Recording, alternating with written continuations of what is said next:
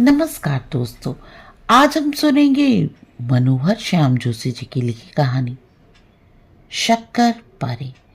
तो ये कहानी शुरू करते हैं। रोज की तरह 7 साल का गुड्डू मुन्ना अपनी हमउम्र पड़ोसन चुनमुन के पास खेलने पहुंचा। चुनमुन उसे अपने मकान के दलान में खड़ी मिली। वो बड़े चाव से कुटुर कुटुर शक्कर पारे खा रही थी।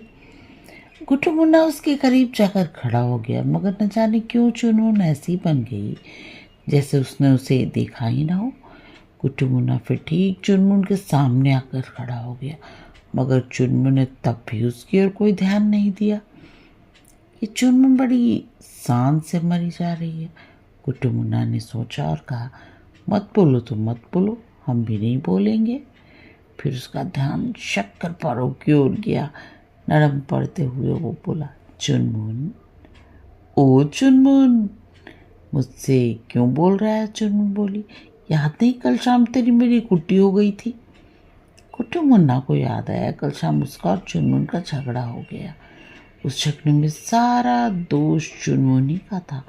हाँ, घोड़ा घोड़ा खेलने में गिर ही जाते हैं। उसने चुनमुन को जानकर थोड़े ही गिराया था। फिर वो स्वयं भी तो गिरा था, उसके भी तो घुटने छिल गए थे। अब चुनमुन बेकार में अगर इस झगड़े को बढ़ाए तो चुनमुन की गलती है। कुटी तो फिर कुटी ही सही। लेकिन इस तर्क से चुनमुन को पराजित करने के बजाय गुड्डू मुन्ना ने शक्कर पारों पर दृष्टि जमाकर प्रस्ताव रखा, अच्छा तू चुनमुन, अब तेरा मेरा सलाह है भाई। चुनमुन कुछ नहीं बोली। उसके दांत कुटुर कुटुर करते रहे। गुड्डू मुन्ना ने उसकी चुप्पी को खामोशी नीम रजा समझकर उत्साह से कहा, अच्छा अब तेरा मेरा सलाह हो गया ना चुनमुन, अब तेरी मेरी दोस्ती हो गई ना, अब तेरी मेरी दोस्ती हो गई ना चुनमुन। गुड्डू मुन्ना चुनमुन के उत्तर की प्रतीक्षा करने लगा। कुटुर कुटुर कुटुर, चुनमुन ने उत्तर दिया। गुड्डू मुन्ना घोर आशावादी था। इस उत्तर से तनिक पर निराश नहीं हुआ।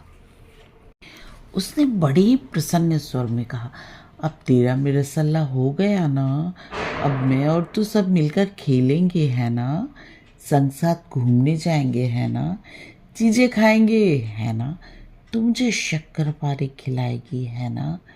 मगर इन शांत घोषणाओं का चुनमुन पर कोई असर न हुआ। वो मजे से एक शक्कर पारे को उंगलियों में थाम कर चूसती रही। उसके चेहरे का हर हिस्सा बदलता रहा कि शक्कर पारे गुड्डू मुन्ना के वायदे से कहीं ज़्यादा मीठे हैं। हारकर गुड्डू मुन्ना दलान की सीढ़ियों पर बैठ गया। उसकी विचार आया कि क्यों न वो चुनमुन के शक्कर पारे छीन ले, और उन्हें छीनना उसके लिए कोई कठिन कार्य नहीं था।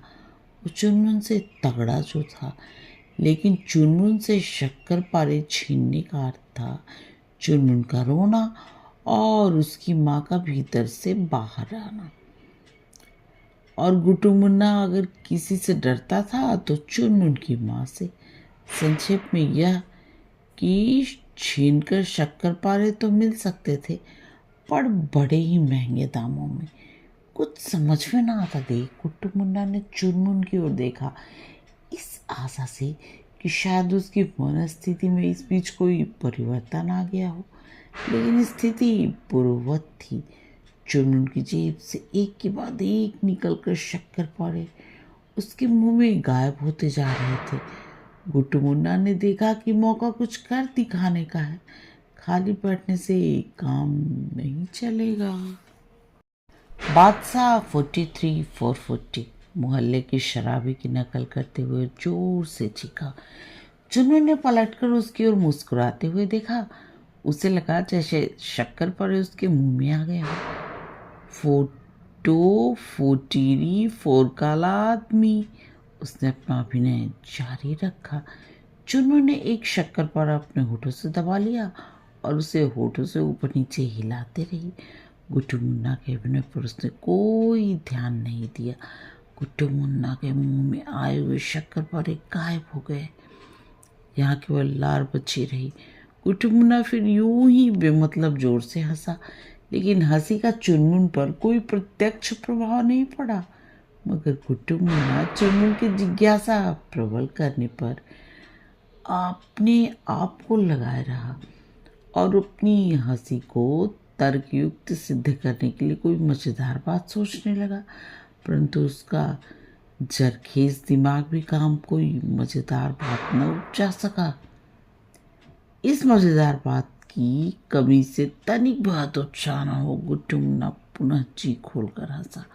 काफी हंस चुकने के बाद उसने हंसी रोकने का प्रयास करते हुए कहा, ओहो बड़े मजे की बात है, ओहो हो। और वो फिर हंसने लगा। चुनमुन उसकी ओर मुंह फेरते हुए बोली, कोई भी बात नहीं है। बात है, गुड्डू मुन्ना ने तैस में आकर कहा, लेकिन चुनमुन ने ये चुनौती स्वीकार नहीं की और बात वहीं रह गई। गुड्डू मुन्ना की इच्छा हुई कि जाकर चुनमुन की चोटी खींच दे। शक्करपारे के मामले में वो सरासर बेईमानी कर रही थी। चोटी खींचने से तो शक्करपारे मिल नहीं जाएंगे। गुड्डू मुन्ना ने खींचकर एक कंकर उठाया और पास ही सोए हुए पिल्ले को दे मारा। पिल्ला किकियाता हुआ उठकर भागा। गुड्डू मुन्ना की आंखें भागते हुए पिल्ले को संतोष भरी नजर से देखती रही। पिल्ला एक फल वाले खोंचे के करीब टांगों में दुम दबाए खड़ा हो गया। फल वाला आवाज लगा रहा था, आम लो लंगड़े आम। गुड्डू मुन्ना को एक मजाक सूझा। उसने जोर से पुकारा, ए लंगड़े। चुनमुन उसकी इस बात पर हंस दी। गुड्डू मुन्ना तुनक कर बोला, मेरी बात पर क्यों हंस रही है? चुनमुन चबाया हुआ शक्करपारा निकलते हुए बोली, कोई भी नहीं हंस रहा। गुड्डू मुन्ना कुछ देर चुप रहा, फिर उसने ऐलान किया, मुझे और भी बहुत सी बातें आती हैं, और चुनमुन के उत्तर की प्रतीक्षा करने लगा। लेकिन चुनमुन ने उसकी हंसी की बातों में कोई दिलचस्पी नहीं दिखाई। इधर गणितज्ञ गुड्डू मुन्ना के मस्तिष्क ने उसे बताया कि जिस रफ्तार से शक्करपारे खाए जा रहे हैं उससे वे शीघ्र ही समाप्त हो जाएंगे। अगर उसने अभी कुछ नहीं किया तो फिर उसके शक्करपारे खाने की आशाएं मात्र आशाएं ही रह जाएंगी। फिर गुड्डू मुन्ना के मस्तिष्क के भीतर कहीं एक लाल बत्ती जली और उसके विचारों के आश्चर्यप्रद फुर्ती का काम शुरू किया। इतनी फुर्ती से कि पलक मारते ही उसका कार्य समाप्त भी हो गया। गुड्डू मुन्ना को अपनी सबसे जबरदस्त तरकीब सूझ गई। वह छलांगे भरता हुआ हाथी के दरवाजे पर जा पहुंचा। अब मेरी हवाई जहाज चलेगी। उसने तुरंत बुलंद स्वर में घोषणा की और लपक कर दरवाजे पर चढ़ गया। उसके बाद से दरवाजा चरमराता हुआ आगे पीछे घूमने लगा। चर चर चर, घर घर घर ढर।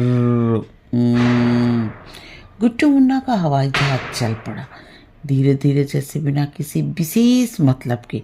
टहलते हुए चुनमुन हवाई जहाज के पास अगर खड़ी हो गई, वो हवाई जहाज पर चढ़ना चाहे चढ़ सकता है, लेकिन उसे सलाह करना होगा और शक्करपारे खिलाने होंगे। चालक ने आकाश में उड़ते उड़ते ही ऐलान किया। चुनमुन चुप रही। हवाई जहाज फौरन जमीन पर उतर आया और चालक ने एक बार फिर से ऐलान किया, हवाई जहाज पर जिसे चढ़ना हो आ जाए। घर घर घर। हवाई जहाज स्टार्ट हो चुकने पर काफी देर यात्री की प्रतीक्षा करता रहा। फिर यात्री न आता देख चालक ने हवाई जहाज बिना यात्री के उड़ा दिया। हवाई जहाज वायु को चीरता हुआ तेजी से उड़ने लगा और चालक ने एक बार फिर ऐलान किया, जिसे हवाई जहाज में आना हो आ जाए। फिर विज्ञापन के हथकंडे प्रयोग करता हुआ बोला, बड़ा ही मजा आ रहा है हवाई जहाज में। ओहो ओहो हो, आहा, जिसे आना हो आ जाए। लेकिन शायद उस दिन गुड्डू मुन्ना बिल्ली का मुंह देखकर उठा था, वरना क्यों हवाई जहाज की बेहद शौकीन चुनमुन ने अपनी कल्पना प्रियता को ताक पर रख एक रूखा यथार्थवादी दृष्टिकोण अपनाते हुए कहा, बड़ा हो रहा है ये हवाई जहाज। ऐसे हवाई जहाज में कौन बैठे ये हवाई जहाज थोड़े है, ये तो दरवाजा है। हवाई जहाज की रफ्तार धीरे पड़ने लगी। फिर सहसा जहाज तेज चलने लगा और चालक चीखने लगा, ओहो बड़ा मजा, ओहो बड़ा मजा। चुनमुन कुछ देर हवाई जहाज देखती रही, फिर दरवाजा टूट जाएगा कहकर सीढ़ियों पर बैठ गई। उसकी सीढ़ियों पर बैठते ही हवाई जहाज जमीन पर उतर आया। चालक उसमें से कूद कर उतरा और चुनमुन के पास आकर खड़ा हो गया। उसने चुनमुन को देती है या नहीं वाली खूंखार नजर से देखा। चुनमुन ने झट से जेब के 4 शक्करपारे निकाले और मुंह में एक साथ ठूस लिए और हथेलियां झाड़ते हुए बोली, अब है ही नहीं खत्म, अब है नहीं खत्म हो गए। इस बात ने जैसे गुड्डू मुन्ना के गालों पर 2 करारे चाटे चढ़ दिए। गुस्से से उसका चेहरा तमतमा उठा और उसका मुंह निराशा की कड़वाहट से भर आया। उसने फिर आओ देखा न ताओ धड़ाधड़ चुनमुन के 2-3 घूंसे जड़ दिए। चुनमुन रोने लगी। उसके रोते ही गुड्डू मुन्ना को ध्यान आया कि वो कितनी बड़ी भूल कर बैठा। मत रो चुनमुन, उसने कहा, मत रो। फिर कुछ रुक कर, मत रो। मगर चुनमुन थी, पैपे लगाती ही रही और फिर वही हुआ जो होना था। चुनमुन की माँ घर से निकल कर आई और अपने पिसे मसाले से सनी हथेलियां गुड्डू मुन्ना और चुनमुन के गालों पर जमा गई। फिर उसने घर का दरवाजा भीतर से बंद कर दिया और चुनमुन को संबोधित कर चेक की, अब देख कौन तुझे भीतर आने देता है। मार खाकर दोनों बच्चे सीढ़ियों पर बैठे रोते रहे। फिर कुछ ऐसा संयोग हुआ कि दोनों ने एक दूसरे के चेहरे देखे। डबडबाती हुई सूजी सूजी आंखें, मसाले से पुते हुए गाल, बिखरे हुए बाल, फड़फड़ाती हुई नाक की नोक के चेहरे देखकर हंसी रोकी नहीं जा सकती है। तो पहले चुनमुन हंसी, फिर गुड्डू मुन्ना हंसा। गुड्डू मुन्ना ने पूछा, क्यों हंस रही है? चुनमुन बोली, तू क्यों हंस रहा है? गुड्डू मुन्ना ने जवाब दिया, मैं तो तेरी शक्ल देखकर हंस रहा हूँ, बंदर जैसी लग रही है। चुनमुन बोली, मैं भी तेरी शक्ल देखकर हंस रही हूँ, बंदर जैसी लग रही है। गुड्डू मुन्ना ने अपने दिमाग पर जोर दिया और सहसा प्रेरणा पाकर बोला, हम दोनों की शक्ल बंदर जैसी लग रही है, चल बनवाड़ी गेंदी में जाकर देखे। कहानी समाप्त।